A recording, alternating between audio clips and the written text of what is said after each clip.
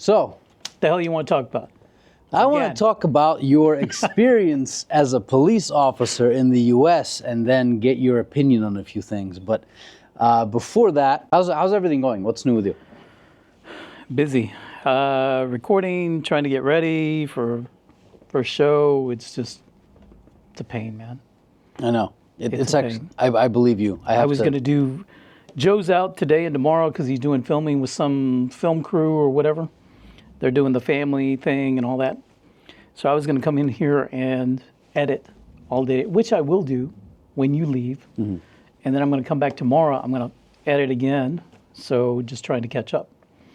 So it's just a pain, man. But at least you're learning something. It's nice when you know exactly how to do everything yourself, because then you can see if people are trying to mess with you. Well, you're learning, and everything's a process. Mm-hmm. Life is a process. And yeah. So you want to talk about being a cop? I want to ask you questions about being a cop. But sucks. Well, first off, we'll do the introductions to the channel. Hi, everyone. Welcome back to A Russian Opinion. Eddie is here with us again today. This time we're in his studio. And we're going to be talking about what we didn't talk about during our interview next to the university about a month ago or so. So again, Eddie, welcome to the channel. Stan, thanks for having me again. Without further ado, I'm going to ask you difficult, I think anyways, questions. Some of these nuances people in the U.S. know about. However, people don't know about these in Russia. At least the masses don't know about these in Russia. I'm not trying to paint the U.S. in a bad light. I understand that there's corruption absolutely everywhere. However, it would be nice for the audiences, for my audience, to get a better understanding of what it is like to be a police officer in the United States. So my first question is, what is the blue wall of silence? The blue wall of silence. I can only imagine what that means because there is a blue line of honor among law enforcement, but the blue wall of silence. This points to me to an internal culture of, I didn't see it, I didn't participate in it, so I'm going to keep quiet about it. Which kind of leads to, I guess the question is if you see something corrupt or whatever, you protect your fellow brother, right? Your fellow law enforcement officer. Whatever that is. That culture it exists because it exists everywhere. We're all human to some degree. But in law enforcement in the United States, that does exist. However, from an administrative point of view, this type of corruption has been systematically, or at least they've attempted to eliminate it. So there are policies, there are procedures, laws, administrative rules that have come into play to kind of reduce that. So body cameras on police officers in America is quite common. Why? Because of corruption. Not only corruption, but there's other reasons for having a body camera. Cameras started becoming popular in patrol cars around the late 90s, early 2000s. And this was a way for the police department or the law enforcement department to maintain or to create a distance between liability issues of whatever the officer caused and what the department was exposed to if there was either bad behavior on the part of the officer, an illegal action on the part of the officer, but at the same time, it was also an evidence gathering tool for prosecution. So it works both ways. Later, as technology evolved and you could make cameras smaller and have battery operated things like this, those cameras then came to be body worn cameras. And for the same reason, to keep officers honest and to also gather evidence for prosecution, but from the officer's point of view. But those cameras can be shut off, and they're regularly shut off by police officers. So it's not like, I mean, it's good that they're there for the protection of the police officer who may be falsely accused of something. But at the same time, there's been instances where I guess they forgot to turn them off, and you could see them blatantly robbing a house, for example, or destroying personal property as a vendetta against somebody who's perhaps been unruly, right? So those body cameras are great and fantastic, but what's the point if you can turn them off? Well, each agency has its own particular established rules and procedures for when they can be turned off. Others, maybe some departments, you cannot turn them off, period. But I would imagine that some departments that maybe want to have a conversation that has nothing to do with the particular event or whatever's happening, allow the officer to turn that off and have a casual conversation with maybe another police officer or things like this. Anything that happens as a result or on of your official duties of a police officer should always be recorded. Now, why they have that ability to turn that off and on, I can't answer. But to me, it would seem that if you have nothing to hide, just keep it going. But if there's no evidence, there's no evidence. Well, the thing is that when there may not be video evidence, but there could be other evidence. So just because you don't have the body camera or you don't have the audio to the body camera, usually the body cameras that I know of, the video cannot be turned off. Audio, though, can be muted. So maybe there's some video cameras that you can shut off, but the ones that I know of, the video runs continuously, but you can mute the audio. But and then some officers would forget to turn that audio back on. So you can try to hide evidence, but it's very, very difficult. So if we're talking about police corruption, police misconduct, the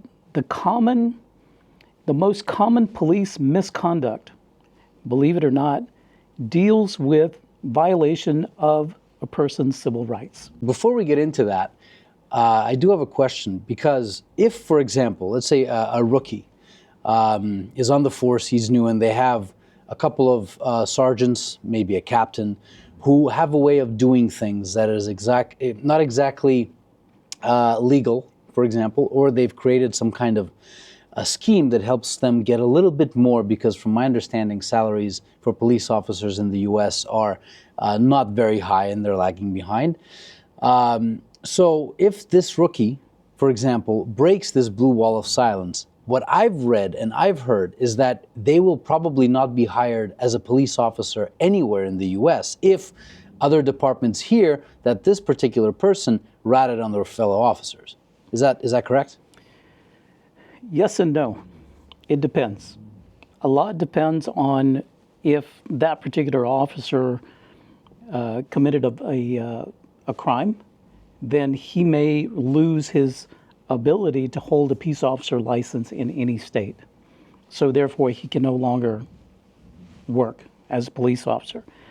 But the type of corruption that you're talking about it's much more nuanced than that. I'm trying to think of it. Sounds like a smaller department where a small little hamlet, small little town, village, maybe a smaller county, where people just don't have the eyes and attention on, like you would say a major metropolitan city. Now, the agency that I worked for was a state agency, so a statewide, large department, over 8,000 employees, very long history with well-documented policies and procedures, safeguards, auditors. Very difficult to hide bad behavior. And bad behavior was not tolerated, especially criminal behavior was not tolerated at all. So the easiest way to have gotten fired from the Texas Department of Public Safety is lying. You lied on a report, you lied to your superiors, you've lost the public trust. So if you don't have the public trust as a police officer, you're totally worthless. A prosecutor will not want to put you on the stand to testify against a defendant when you lie on the job. There's no credibility. So that type of behavior at more professional departments does not happen widespread. Now, at a smaller department where you have less oversight, there's usually the corruption goes beyond the police department. Maybe it extends to the mayor's office. Maybe it extends to a commissioner or two. And so that type of corruption can go on for years, essentially undetected. Maybe the community may know about it, but who do they report it to? Who really cares? It's some small little, 10,000 population city in a no-name county. So would you say that corruption in the U.S. police departments is kind of similar to the corruption we have here in Russia, where the more monitoring we have, the less easier it is to actually have corruption, and the less monitoring we have in smaller cities and less technology that's available, you have more widespread corruption and more chances of dealing with something like that? Absolutely. The more safeguards you put into place to keep people honest, the more honest they will be. I agree with you. Yeah. However, that still doesn't answer the question. If the rookie does end up creating he didn't create the situation. He saw the situation, something that is against the law, but is it will fly in most police departments. But then the rookie is somewhat of an idealist, and he wants everything to be absolutely by the book, and he gets a couple of police veterans fired, for example. What happens? He broke this blue wall of silence. What happened? Will he be able to get a job in the other department or not? And does that rookie feel pressure to not do something like this? A lot depends on the department, either the next department he's going to, and what type of culture they have within that department.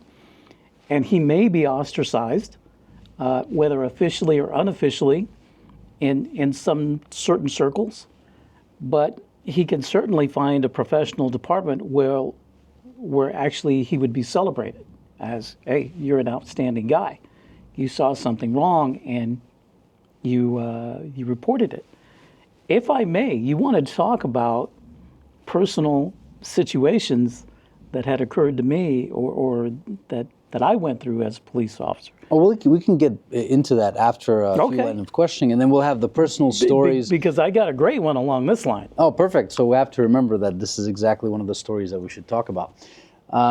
So my next question to you is also quite interesting, something that Russians don't know at all about. Even some Americans don't know what it is.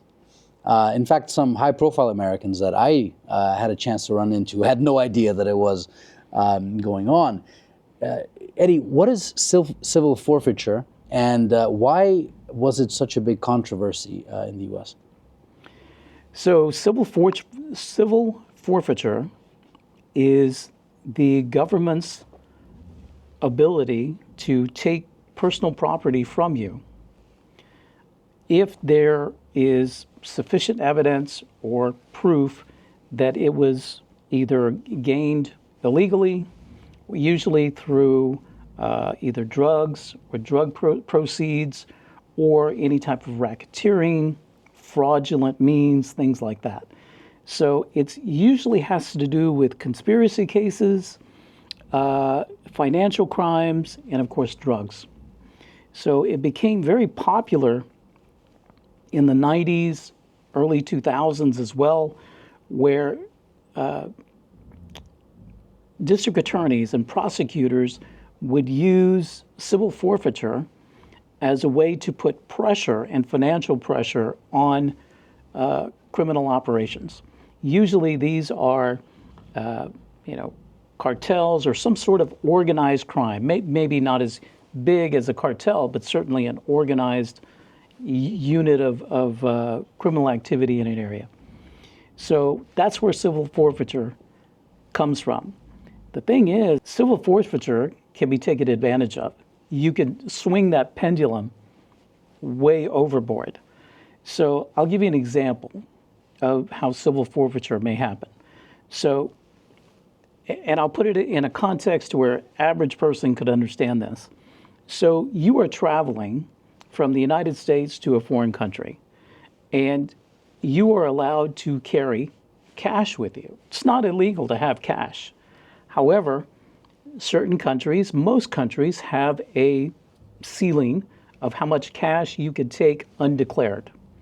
And if you take more than that amount of cash outside of the country, it must be declared. They won't keep you from it, you just have to declare it. So for instance, in the United States, you can carry up to $10,000 in US currency when you leave the country undeclared. Anything above that, you must declare. So you are at the airport, you're about ready to board your flight, and there's a customs agent there at the gate and stops you and says, "Are you carrying a large quantity of US currency?" "Yes, I am." "Are you carrying any amount over $10,000? "No, I'm not." But they have a sniffer dog that can sense and pick up the scent of money, cash, and the customs agent says, "Would you mind if you showed us that cash?" You show them the cash, say it's 20,000 US. Well, first of all, you've already lied to a customs officer. So that's a violation right there.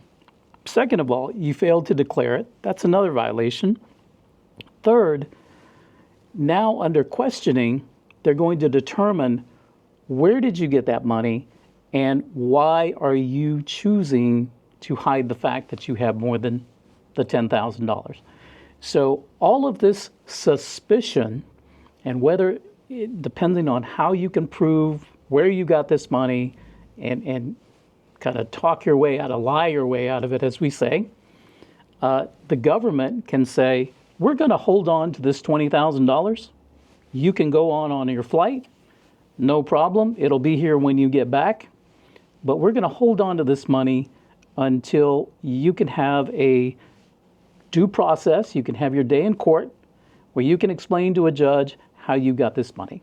But that relates to trying to take money out of the country, where in Russia there's also a ceiling of 10,000. Sure. I think almost anywhere there's a ceiling of 10,000. You go through the red corridor, you declare it, saying I'm carrying more, and poof, off you go. You have to have some proof if you've sold property or whatnot. But a lot of the cases, they're domestic. And there was a very, very famous corridor in North and South Carolina, one of the Carolinas, where officers would be stopping random cars because this was a route for the cartels, apparently.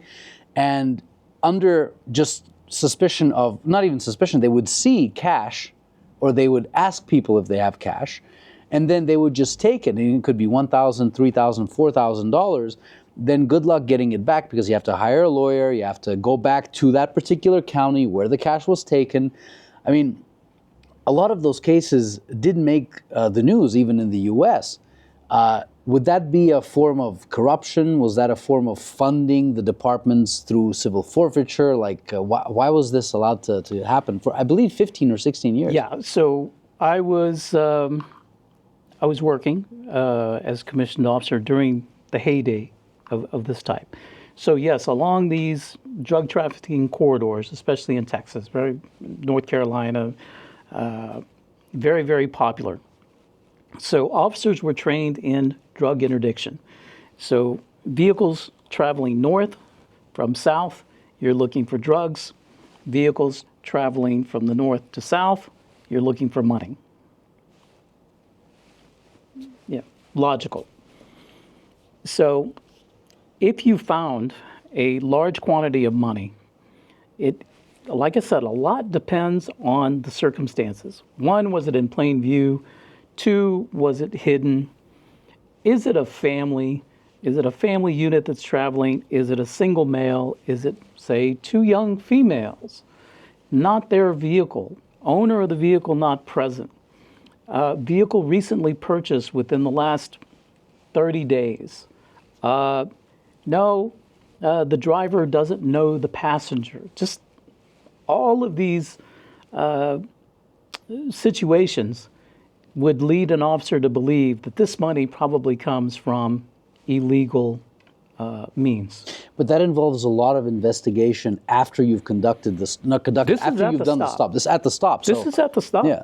So that involves a lot of different questioning. And at this point, because the reason why I'm asking this question is that in Russia, as you know, police officers regularly stop you and check your documents. I mean, not as regularly as it seems. I've been stopped in the past 6 years, maybe 10 times maximum, on a bike, on a car. So they'll check your documents and they let you go if you look and act like a local and you're not driving a box truck, for example, Sure. which can be used to transport materials that are illegal.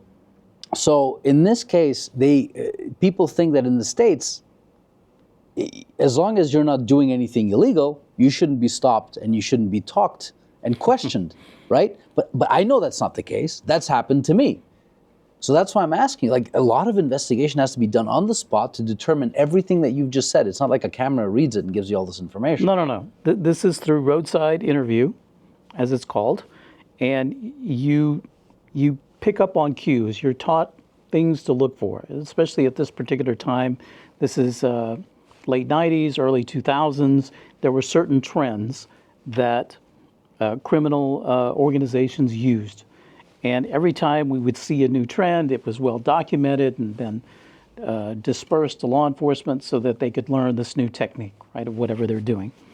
But before we could seize money, say we found $30,000 in the vehicle, right, and we have articulable facts that would lead a prudent person, okay, this is the standard, to believe that this money came from illegal activity, then we would have to call an assistant district attorney in our county, whether it's at 2 a.m. in the morning or whatever, explain what we have, and then the prosecutor would then make a decision, seize the money or let them go or whatever it is, because ultimately it's the prosecutor that has to make the case.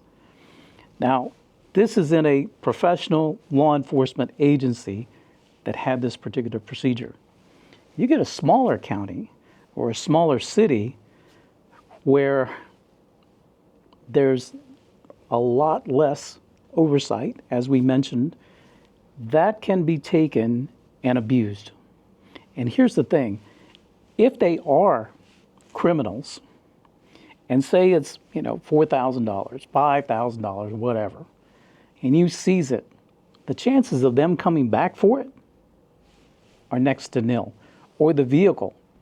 The vehicle doesn't have insurance. It was recently purchased within the last 30 days, yada, yada, yada. You know what? I think you bought this car with illegal proceeds. We're going to seize the car as well. And then I guess they can auction the cars off. And then they auction the vehicles. They can the cash can be forfeited after several months or maybe a year. Of course, they have to go to court and go to a judge, and then the judge says, well, nobody came to claim it. Yeah, you have it. But isn't that a financial incentive for some local Absolutely. PDs to fund their... Absolutely. But it goes beyond that.